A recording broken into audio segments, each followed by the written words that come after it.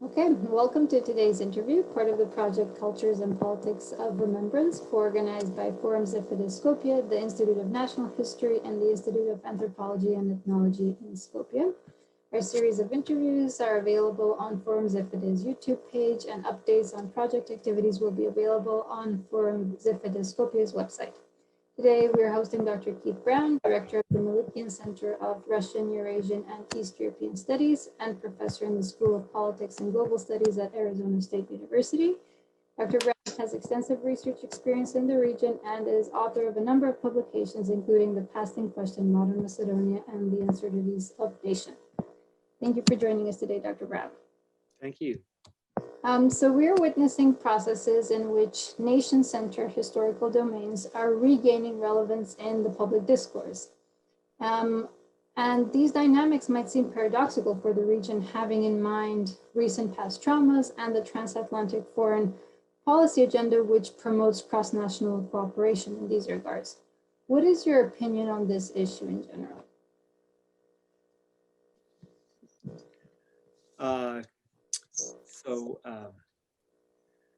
So what I think is the heart of the question then is what to do about the rise of nationalism, and in particular a kind of exclusionary and exclusive form of nationalism in the region, given what the lessons of the past, and especially the lessons of now 20 years ago, and what the product of that kind of nationalist rhetoric turned into action was for the republics of the former Yugoslavia, especially.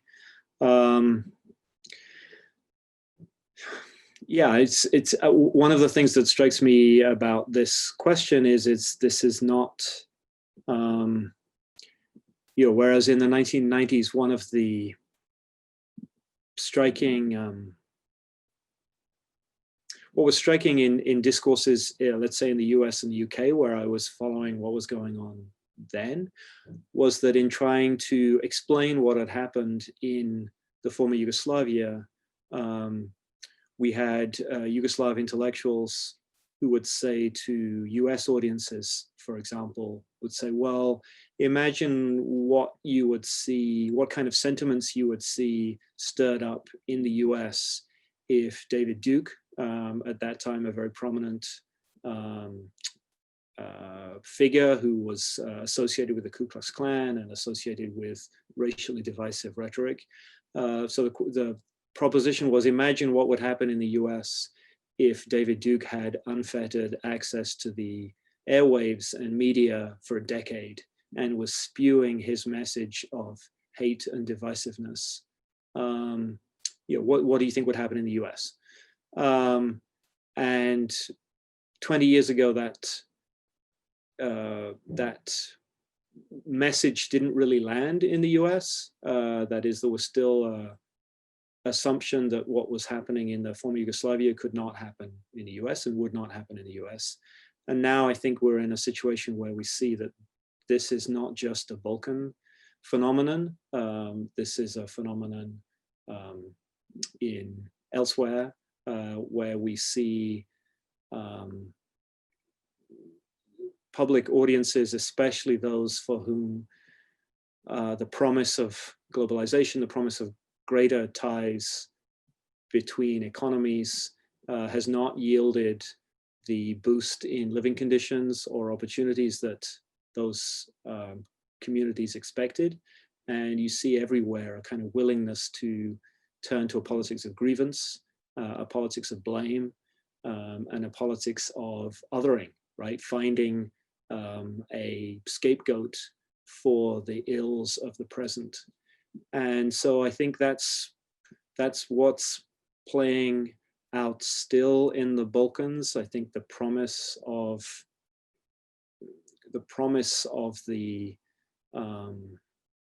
European membership, EU membership, for example, hasn't delivered to those countries who have been accepted into the EU.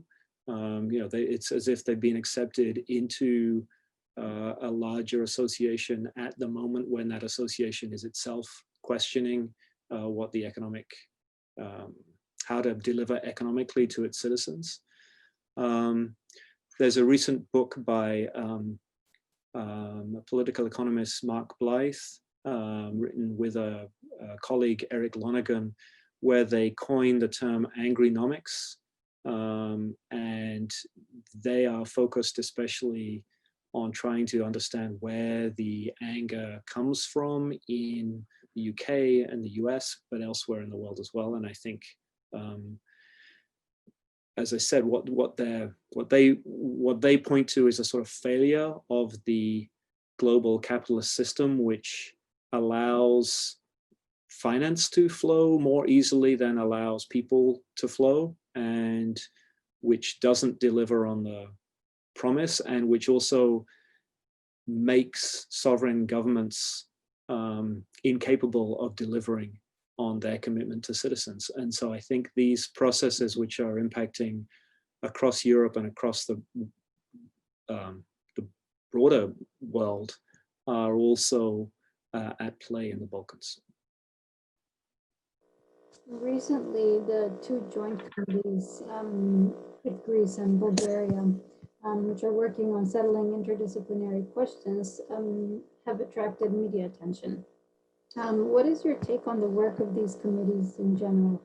What are important considerations in this matter when it comes to a productive discussion about history and culture?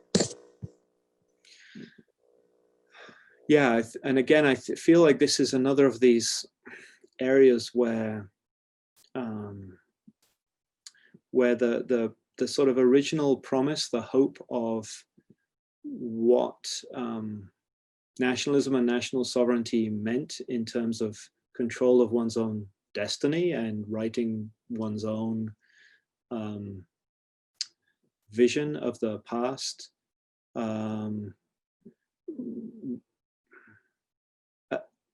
have sort of taken an exclusionary and a divisive form, whereas in the 19th century we can think of the 19th century as a world in which, in theory, there was common ground between those movements trying to stake out a place of dignity and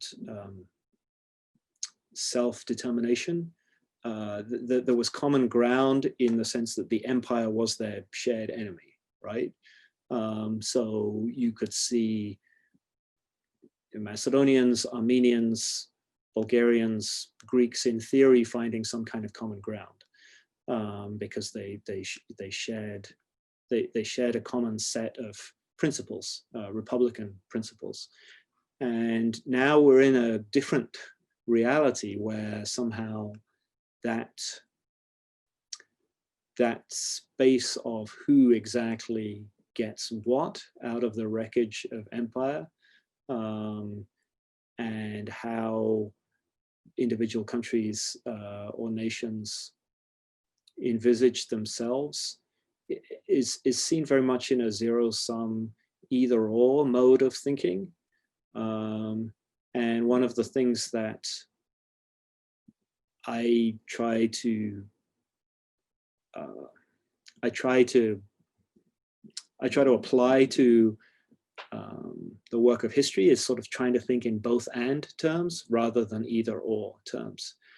And I think that's a very difficult, it's quite a difficult switch, especially because so many of us were trained in a sort of approach to establishing truth, whereby we kind of draw from an experimental science model paradigm, and we sort of say, if X then Y. We sort of imagine that there's no middle, the law of the excluded middle, right? Things are either one thing or another, and it's a shift to try to imagine the past in different terms from that, And it's a shift to imagine worlds in which sovereignties are overlapping, destinies are entangled, ambiguities, resolving ambiguities is not the order of the day, it's not the priority on people's minds. So all that sort of rather highfalutin. I mean, for me, the core of this argument is well, a lot of the discussion between the Bulgarian and the Macedonian committee centers around the self-identity of Goce Delchev. And for me, there's a both and quality to Goce Delchev, which for me enriches him as a historical figure. And there's an either or approach to Goce Delchev, which diminishes him as a historical figure. And that's the sort of move that I think that historians, especially historians oriented to these larger global processes, and historians who are oriented to understanding the past in its own terms rather than applying the categories of the present to the past. That's the work that historians can contribute, I think, to policy makers and to publics who obviously live in their present and have a tendency to write their present into the past. But that for me, the work of the historian is to complicate that relationship between present and past and alert citizens, politicians to the contingency of the process by which something that happened 100 years ago has turned into what we see now. Are there any other roles that academics can contribute with when it comes to facilitating a constructive discussion, especially in a topic that is now at the crossroads between politics and what is usually the subject matter of scholars in the region? Yeah, I mean, for me, I think I mean, again, I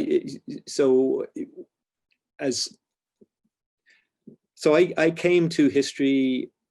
So I brought to the history of the Balkans a couple of different sensibilities. First, a classicist. So I trained first as an ancient historian, and then I trained as an anthropologist. And so for me, those two things, and the third thing is I have a kind of baked in empiricism because I'm British, which is kind of a self-stereotype, but is also there's some value to that. So I actually try to think in concrete terms, or I talk in concrete terms a lot. So concretely, one of the places that I find fascinating is the village of Boof. Village of Boof, which is now named Akritas. It's in modern Greece, very close to the border with the Republic of North Macedonia.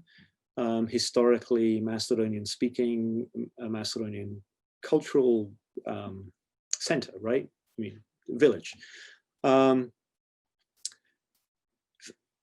For me, what makes the territory of North, the common ground between the common experience of a lot of villages in northern Greece is the experience of labor migration. Labor migration is, again, it's sort of part of this, my argument that as historians, we don't always, we kind of get hung up on cultural identity and we don't pay enough attention to political economy, political realities of how societies actually work in economic terms. So one of the enduring patterns of village life in the Balkans has been the centrality of labor migration in sustaining village life. In other words, there's no way that villages survive unless members of the village leave bring in capital from elsewhere invested in the village. So that's just an enduring thread to those villages that have survived in the region. And then what happens around that is there is a whole culture, there's a whole cultural way of being and way of maintaining identity, which has to do with rituals, which has to do with gender relations, which has to do with the knowledge, the role played by economic brokers, people who advance the capital in order for villagers to be able to travel, the mechanisms by which they can mortgage land in order to monetize dead capital, right, property, in order to be able to make the journey to the States or to Canada or to Australia in order to then enter into this capitalist system, in order then to be able to transfer funds from high earning places back to their homeland where they can actually make a large difference. So that's a sort of cultural pattern across the region. And for me, sort of picking out the common ground like that, the issues that unite peoples and experiences across the region, rather than focusing on the divisive issues, seems to me a pathway forward. So choosing to speak not about the ways in which history can divide, but the ways in which there's a common regional history, which you can trace through the languages, through the idioms of different peoples in the region, and you can think about commemorating and honoring and documenting in ways that, I mean, in some sense, sort of rebuild that sense of we're all in this together. There are aspects, there are challenges which we have in common, which we face together. Let's not make each other the enemy when there are larger economic problems that we could better address together. That seems to me a contribution that historians can make. Thank you very much, Dr. Brown, for joining us today again. Okay, thank you.